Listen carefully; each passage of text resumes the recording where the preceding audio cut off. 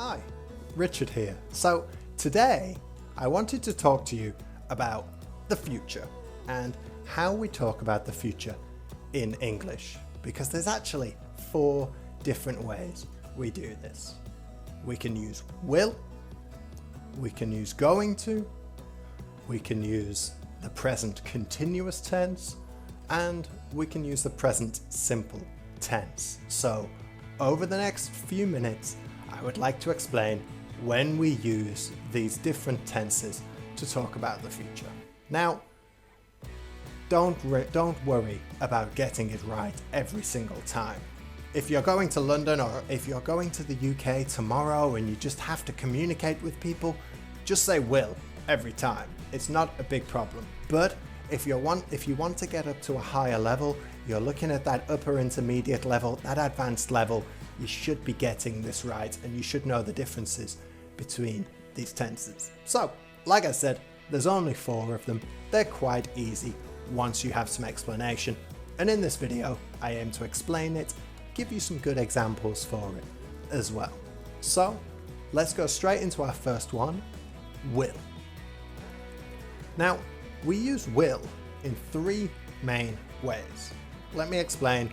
Number 1, predictions or beliefs. So, we use will when we're talking about something I believe or a prediction about the future just based on what I think. For example, I could say, I watched a film last week. It was really, really good. You should watch it. I think you'll like it. Okay, so it's just my belief. I think you'll like this film. Or for example, I'm from Manchester and I could say, next season, Manchester United will win the league. Now, I have no evidence for this, that's just something I kind of hope and believe will happen. So Manchester United will win the league. It's not from here, it's from here maybe, let's say. So that's a nice and easy one. If I think something will happen just because it's my belief, I'm going to use will. Number 2, we talk about will when we're making a spontaneous decision. We're making a decision right now in the moment. Imagine I go to somebody's house and they say, Richard, would you like a tea or would you like a coffee?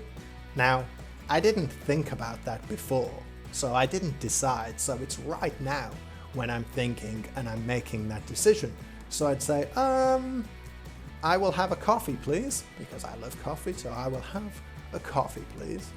Or I go to work and one of my colleagues is at work and she's looking in her bag and in her coat and I say, what's wrong?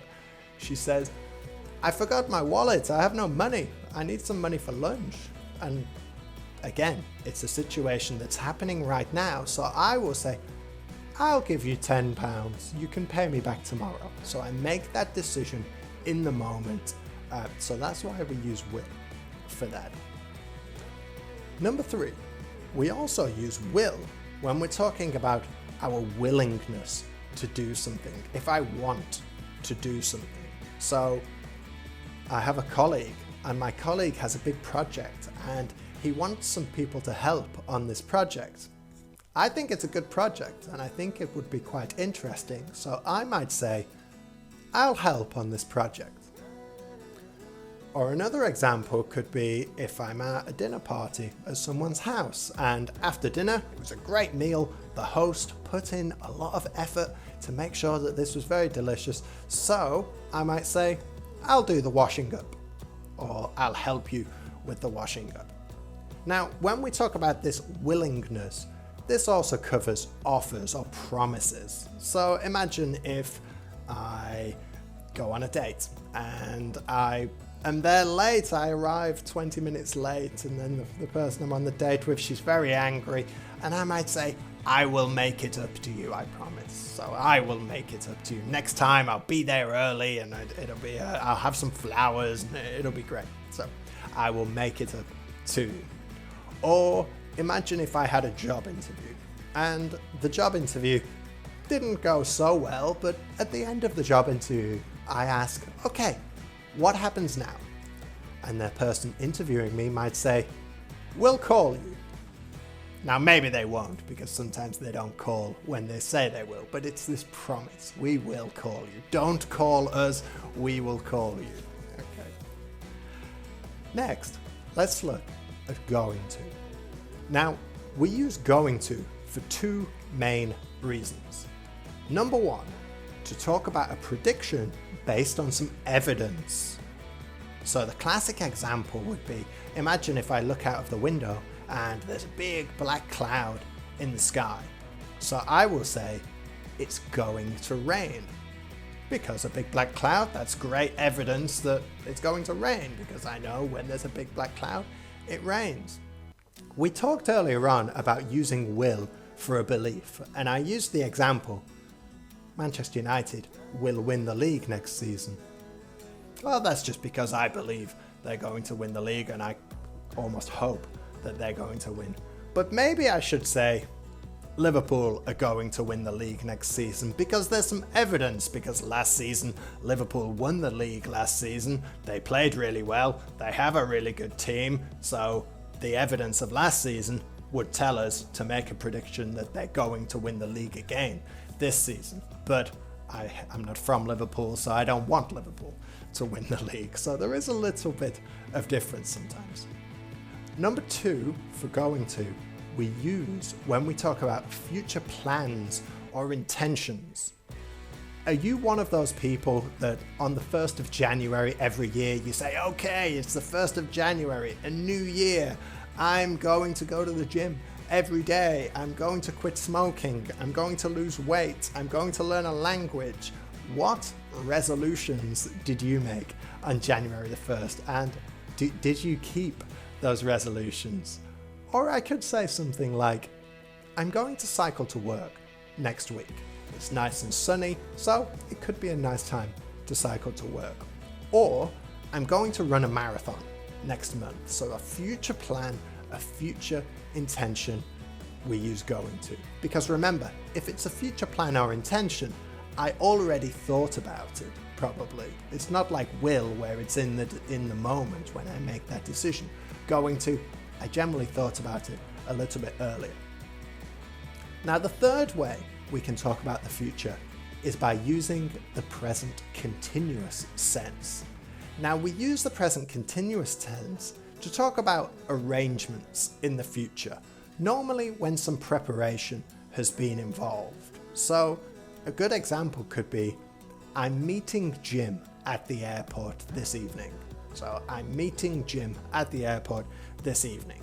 That's because I already spoke to Jim, we already planned it, we sent a message and we said, okay, when is your flight coming in? It's coming in at 6. Okay, I'll be there at 7. So now, because we already communicated about this and we already planned it, I'm meeting Jim at the airport at 7 p.m. Another example could be, we're having a staff meeting on Monday morning. That's because my boss already sent the email out, already sent out the agenda for the meeting. Everybody knows it's going to happen. It's already planned. So even though it's in the future on Monday in a couple of days' time, we can use the present continuous for this because it's already planned, even though it's in the future. And the last tense we can use when talking about the future is the simple present, or present simple tense. Now, this is used for future events which are fixed. We're talking about things like timetables, schedules, calendars. This is a quite easy one. Let's have a look at 3 examples. The plane arrives at 6 p.m. tomorrow. She has a yoga class tomorrow morning. The restaurant opens at 8 p.m. this evening. So it's official, it's fixed, it's normally associated with something happening at a certain time as well. So, just to resume very quickly, we use will to talk about beliefs or future predictions, spontaneous decisions, or if I'm promising or I'm offering or I'm willing to do something. We use going to when we're talking about a prediction based on some evidence like that big black cloud in the sky. We also use it about future plans and intentions. The third one was the present simple. The present continuous. Now we use the present continuous to talk about future arrangements. So I'm meeting Jim at the airport because we already arranged it. And the last one was the present simple. Fixed times, things like schedules, timetables, calendars, things like flights, trains, classes, lessons, even meetings sometimes, all this type of thing. So if you have any questions, put them down in the comments. And maybe even try and write some sentences in the comments to see if you've understood it. I will check them for you if you write some in there. So this is just a continued video in our tense series. We will be adding more as the days and weeks go on. So keep watching. Don't forget to click subscribe. And I hope that helps, okay? Have a good day. Good luck in your learning. Bye.